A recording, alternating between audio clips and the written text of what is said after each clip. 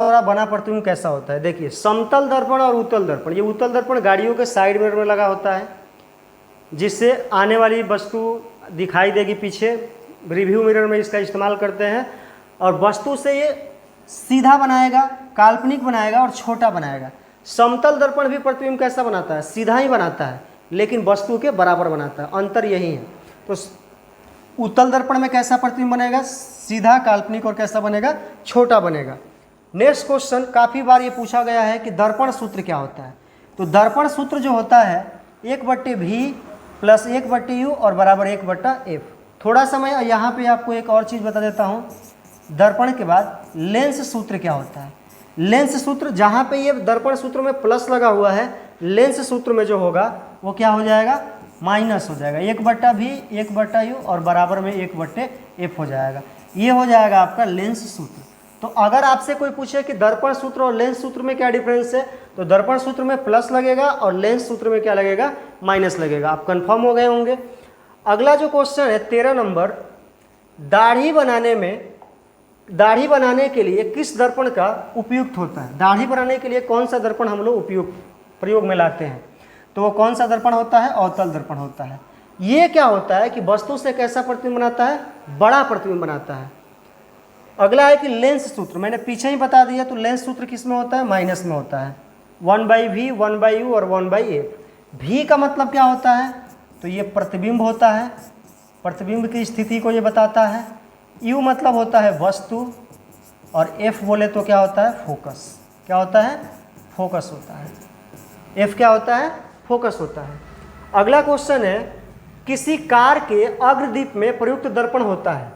किसी कार के अग्रदीप में किस दर्पण का हम लोग प्रयोग करते हैं। तो देखिए, अग्रदीप जो होता है आगे वाला शीशा, उसमें कॉर्नर में अवतल दर्पण भी लगा होता है। आजकल बहुत कुछ मिक्स करके आ रहा है। इसका आंसर उत्तल दर्पण दिया है, लेकिन हमको जहाँ तक लग रहा है कि कार के अग्रदीप जो बना होता है वो क्या होता है, अवतल का होता है। ये गलत है, यहाँ पे मिस प्रिंट हो गया है। तो कार का जो अग्रदीप होता है वो क्या होता है, अवतल दर्पण का बना होता है। अगला क्वेश्चन 16 नंबर है कि किस दर्पण का उपयोग गाड़ियों के साइड मिरर में, साइड मिरर, गाड़ी का जो रिव्यू साइड वाला शीशा होता है उसमें इस्तेमाल करते हैं। तो गाड़ियों के साइड मिरर में किसका इस्तेमाल करते हैं, उत्तल दर्पण का। और उत्तल दर्पण का जो गुण होता है ना बाबू, वो क्या होता है कि वस्तु से छोटा प्रतिबिंब बनाएगा और सीधा प्रतिबिंब बनाता है। चलिए अगला देखेंगे। 17 नंबर प्रश्न है कि नई कार्तीय परिपाटी के अनुसार दर्पण के सामने रखे गए बिंब की दूरी ली जाती है। देखिए, अगला जो हमारा क्वेश्चन है, तो ये क्या हो जाता है, दूरी जो लिया जाता है,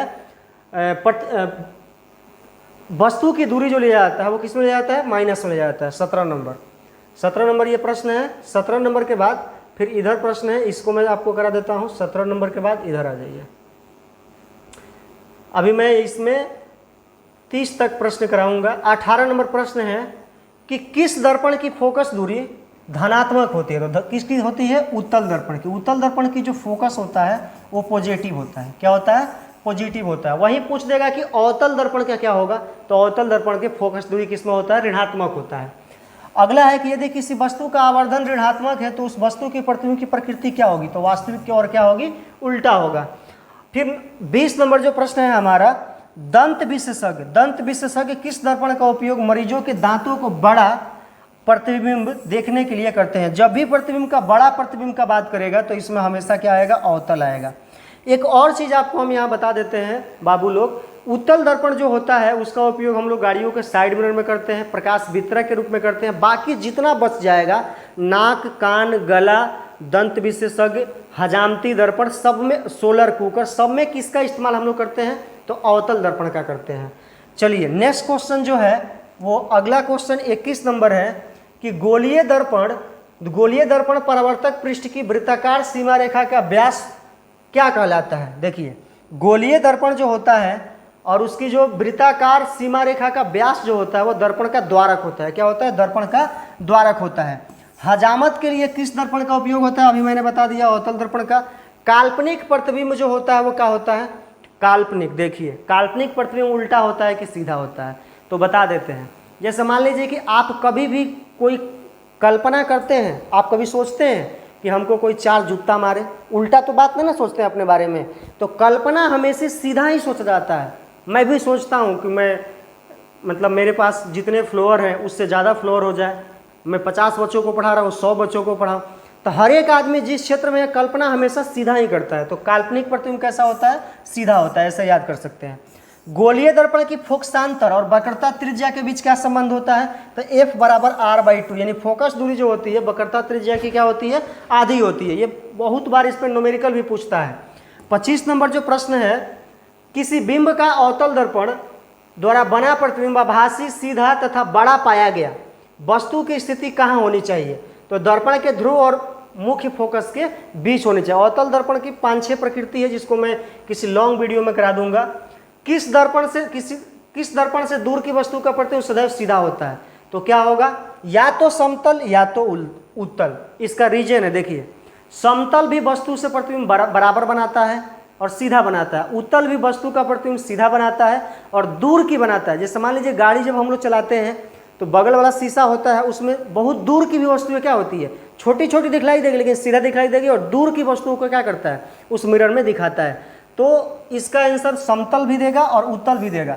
तो आप समझ लीजिएगा, हमको मतलब जहाँ तक लग रहा है उत्तल ही होना चाहिए। दूर की वस्तुओं को सीधा ये भी बनाता है लेकिन बहुत दूर का ये बनाता है, और समतल तो समझ ही रहे चेहरा देखने में क्या आता है। अवतल दर्पण की फोकस दूरी होती है ऋणात्मक और उत्तल का क्या होता है? धनात्मक। किस दर्पण से हमेशा वस्तु छोटा प्रतिबिंब बना सकता है? तो इसका राइट आंसर क्या होगा? उत्तल। वस्तु से छोटा प्रतिबिंब हमेशा क्या कौन बनाएगा? तो उत्तल बनाएगा। कौन बनाएगा? उत्तल बनाएगा। वायु में प्रकाश की चाल निर्वात की अपेक्षा क्या होती है? कम होती है। और इसका जो लास्ट क्वेश्चन, जो 20 क्वेश्चन हम कराने वाले थे इस वीडियो में, प्रकाश की चाल विभिन्न भिन्न माध्यमों में भिन्न भिन्न होती है। प्रकाश की चाल देखिए, हवा में अलग होगा, पानी में अलग होगा, निर्वात में अलग होगा, सबका जो अलग, देखिए सब माध्यम में अलग अलग प्रकाश की चाल होता है।